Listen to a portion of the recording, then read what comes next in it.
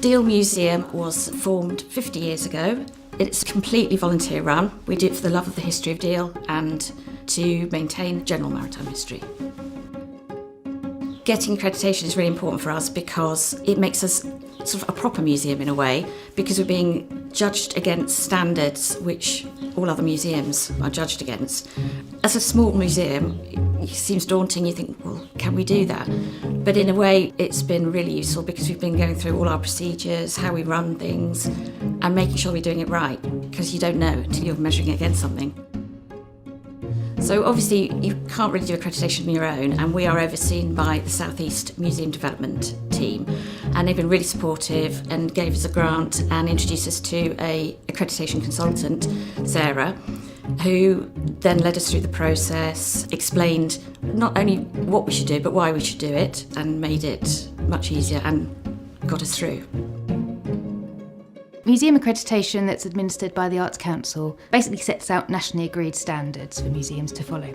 So initially, South East Museum Development approached me because they knew that Deal Museum needed some support going through the accreditation process, working through the various plans and procedures and policies. And as an accreditation mentor, your role is to advise and guide and signpost throughout all three strands of accreditation. So you've got organisational health, basically how museums are run, collections, and users and their experiences.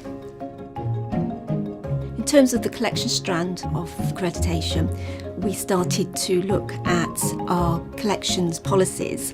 We realised we needed to define what we were collecting, so we then decided on the area and the types of artefacts and documents that we were going to collect.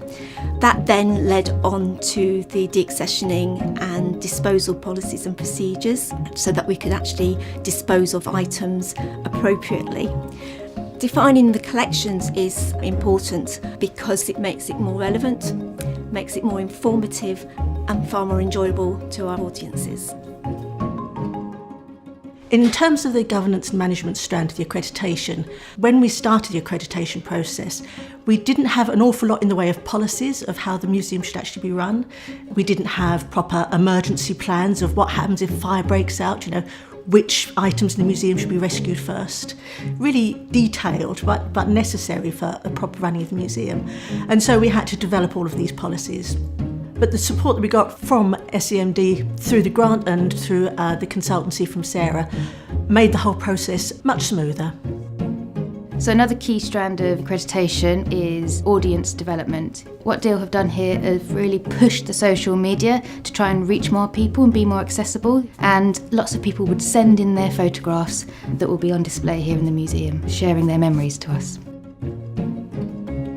So I think museum accreditation is a great thing for any museum to go through because it acts as a sort of critical friend. It helps you through a process, makes you think about things that you're probably already doing anyway.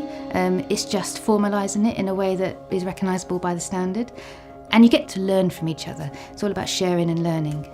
Going through the accreditation process has given us the confidence to take the museum forward, to develop ideas, knowing that we're doing it properly.